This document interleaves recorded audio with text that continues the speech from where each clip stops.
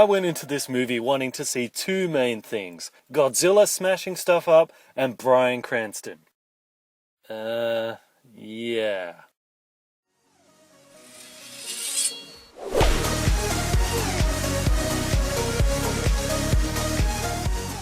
Now, I know that a lot of people really enjoy this movie, and that's totally fine by me because I'm a big advocate of guilty pleasure movies. But what I do take issue with is people carrying on like this is some kind of masterpiece when it is probably the stupidest movie since Pacific Rim. But while Pacific Rim was dumb, it was still kind of entertaining. While Godzilla was just... well, let me explain.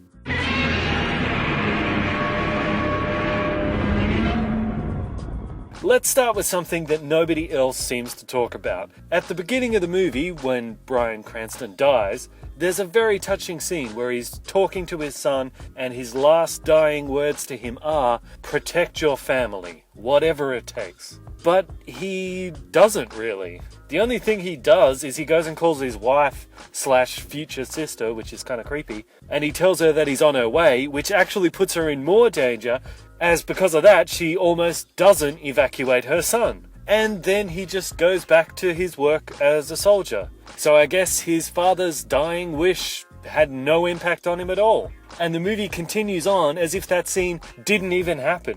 Which is weird because a lot of effort seems to have gone into showing that Bryan Cranston neglected his son to focus on his work. And then we see that Aaron Taylor Johnson was neglecting his son to focus on his work as a soldier, and in the end everything kind of worked out okay. So I guess the moral of the story is, you should neglect your family, right?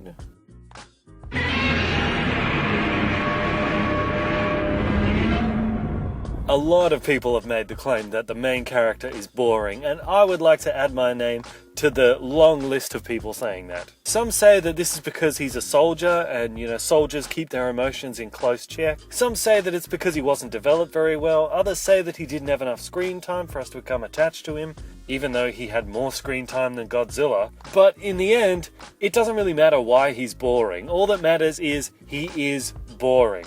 Our main character is blander than bread, and on top of that, he suffers from Indiana Jones syndrome. That being, nothing he does plays any role in the ultimate conclusion of the story. You could cut him out completely from the story and everything would have turned out pretty much the same.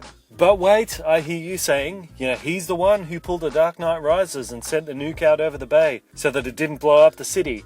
Yeah, well, setting aside the fact that they sent him in there to turn the nuke off, and that even though he keeps talking himself up about what a great expert he is, he wasn't able to do that, putting aside the fact that apparently he's the only bomb disposal expert in the entire US Army, putting aside that even the team that is trained specifically in handling that type of nuke somehow doesn't know anything about it, putting aside that even though they establish that they won't be able to extract him and then they fly in a chopper and they do extract him just seconds before it detonates, putting aside the fact that the only reason the bomb is set to go off is because he didn't set the timer right back when they were on the train, so it's his fault in the first place.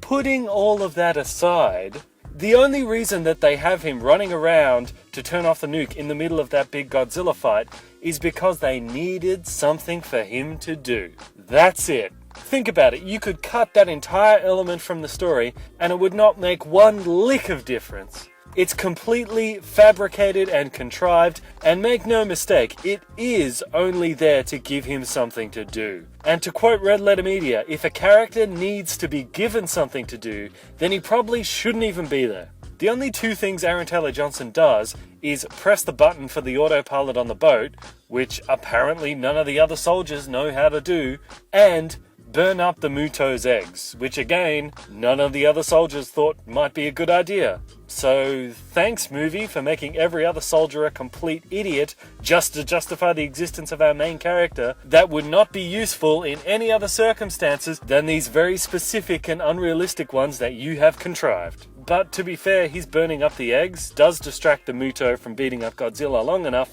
for Godzilla to get the drop on them. So again, thanks movie for fabricating an absurd scenario that justifies our main character's existence. Without that, we would all realize how completely pointless he is.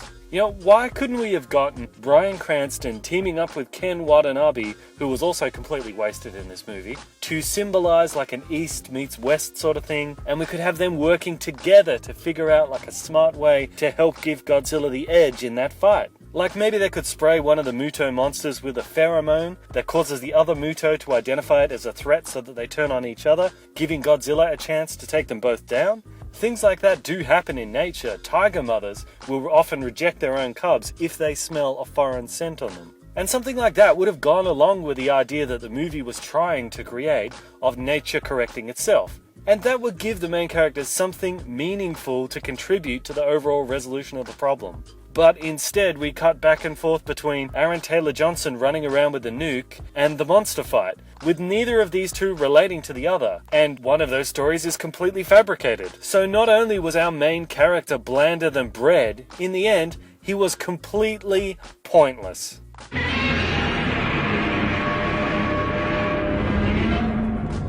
This is, without a doubt, the biggest complaint out there, and boy do I agree with it. The movie has 3 big monster battles, and 2 of them are cut completely from the movie. I'm not going to pretend like I'm some kind of expert on Godzilla, because there are already enough people pretending they're Godzilla experts, but apparently in the original, Godzilla only appears in the last 15 minutes of the movie, so this is supposedly a return to form. First of all, the originals also had this in them.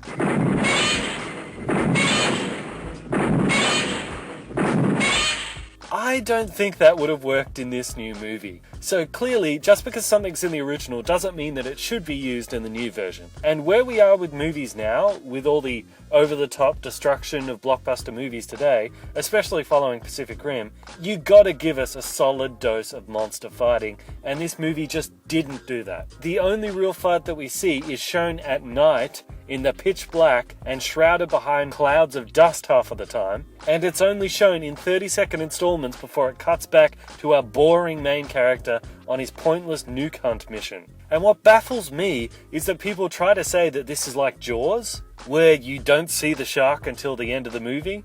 No, I'm afraid not. This is not like Jaws. This is the opposite of Jaws. This is the anti-Jaws. In that movie, we don't see the shark, but we do see the shark attacks. That's what builds up the anticipation. Some of the best moments in that movie are those first few shark attacks.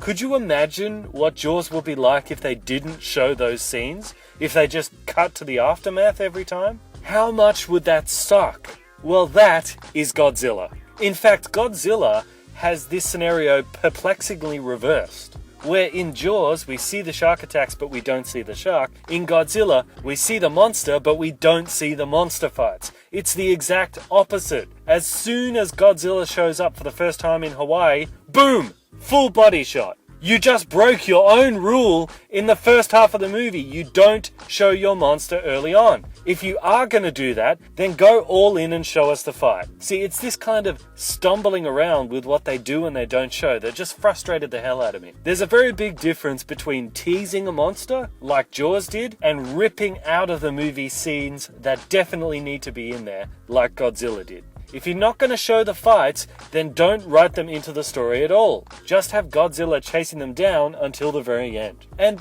by the way, if Godzilla is supposed to be hunting the Mutos, then how come he doesn't eat them? That's what hunting is for an animal. But he just kind of shows up, kills them, and then walks away like he's some kind of brawler. Usually the only reason that animals kill, if not for food, is when they're defending their young, when they're fighting to change the social hierarchy of their herd or their pride, or if they're defending their territory. But they didn't say Godzilla was defending territory, they said he was hunting. And they could have done something clever with that, since they said that the planet used to be a lot more radioactive, so that there was a lot of these things, but now the planet is much less radioactive, so maybe it can only support one of these super predators.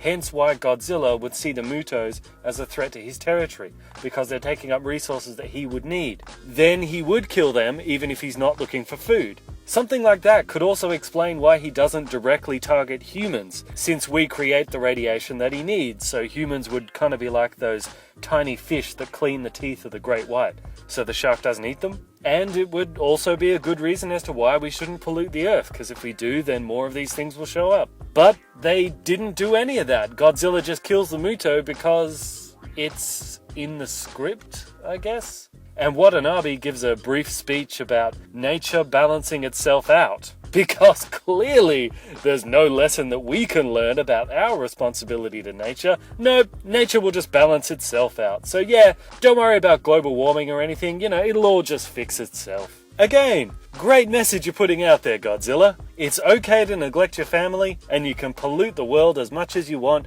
because it will all just fix itself. Great message, Godzilla. Great message.